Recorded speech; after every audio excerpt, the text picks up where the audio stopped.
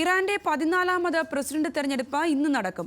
Helicopter അപകടത്തിൽ president Ibrahim Raisi കൊല്ലപ്പെട്ടതോടെയാണ് വീണ്ടും തെരഞ്ഞെടുപ്പ് നടക്കുന്നത്.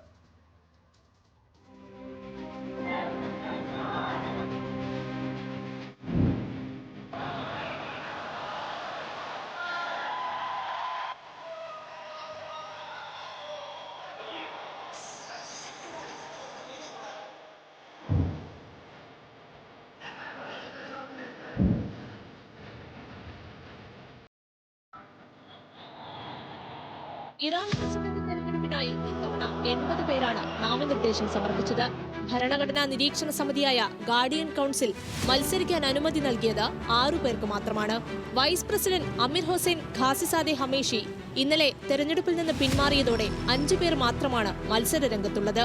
പാർലമെന്റ് സ്പീക്കർ മുഹമ്മദ് ബാക്കർ ഖലീബാഫ്, ആണവ പദ്ധതിയുടെ മുൻ വക്താവ് സയ്യിദ് ജലീൽ, മുൻ ആഭ്യന്തരമന്ത്രി മുസ്തഫ പോർ മുഹമ്മദി, ടെഹ്റാൻ മേയർ അലിറസ സക്കാനി എന്നിവരാണ് സ്ഥാനാർത്ഥികളിലെ അതിയാഥാസ്ഥിതികർ. ഇവർക്കൊപ്പം പരിഷ്കരണവാദിയായ തബ്രീസിൽ നിന്നുള്ള പാർലമെന്റ് അംഗം മസൂദ് പെസഷ്കിയാനും മത്സര രംഗത്തുണ്ട്. സ്ഥാനാർത്ഥികളുടെ രാഷ്ട്രീയ ഇസ്ലാമിക യോഗ്യതകൾ പരിശോധിച്ചാണ് സമിതി അനുമതി നൽകിയത്.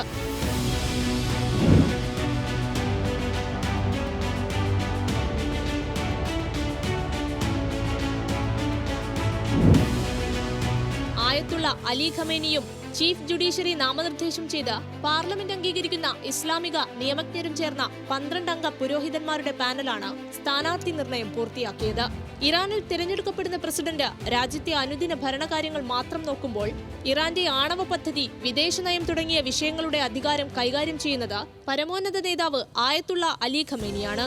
പ്രസിഡന്റ് സ്ഥാനാർത്ഥികൾ ഇറാനിയൻ വംശജരും ഇറാനിയൻ പൗരനുമായിരിക്കണം. ഇസ്ലാമിക റിപ്പബ്ലിക്കായ രാജ്യത്തോട് വിശ്വാസ്യത പുലർത്തിയ റെക്കോർഡും പ്രധാനമാണ്. സ്ത്രീകൾ പ്രസിഡന്റ് സ്ഥാനത്തേക്ക് മത്സരിക്കുന്നത് ഗാർഡിയൻ കൗൺസിൽ വിലക്കിയിട്ടുണ്ട്.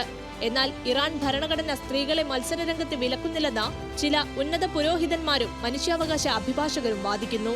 18 വയസ്സ് പൂർത്തിയായ എല്ലാ പൗരന്മാർക്കും വോട്ട് ചെയ്യാം. ഇറാനിലെ 85 ദശലക്ഷത്തിലധികം വരുന്ന ജനസംഖ്യയിൽ 61 ദശലക്ഷത്തിലധികം പേർക്കും വോട്ടവകാശമുണ്ട്.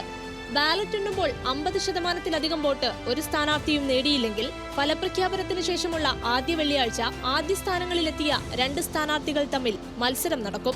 ഇറാനിലെ പരമോന്നത നേതാവായ ആയത്തുള്ള ഖമനിയുടെ പിൻഗാമിയാകുമെന്ന് കരുതപ്പെട്ടിരിക്കുകയായിരുന്നു ഇബ്രാഹിം റഈസിയുടെ മരണം. യാഥാസ്ഥിതിക പക്ഷത്തെ ശക്തനായ നേതാവായ റഈസി 2021 പ്രസിഡന്റായത്. ഈ കാലയളവിൽ മതനിയമങ്ങൾ കൂടുതൽ കർശനമാക്കിയത് പ്രക്ഷോഭങ്ങൾക്ക് കാരണമായിരുന്നു. ആണവ പദ്ധതിയുമായി മുന്നോട്ടു പോയത് യുഎസുമായുള്ള സംഘർഷം വർദ്ധിപ്പിച്ചു. ഗസയിൽ ഹമാസിനും ലെബനനിൽ ഹിസ്ബുള്ളയ്ക്കും യമനിൽ വിമതസേനയായ ഹൂതികൾക്കും നൽകിയ പിന്തുണയിലൂടെ ഇസ്രയേലുമായും സംഘർഷപാതയിലായിരുന്നു. International desk, news Malayalam.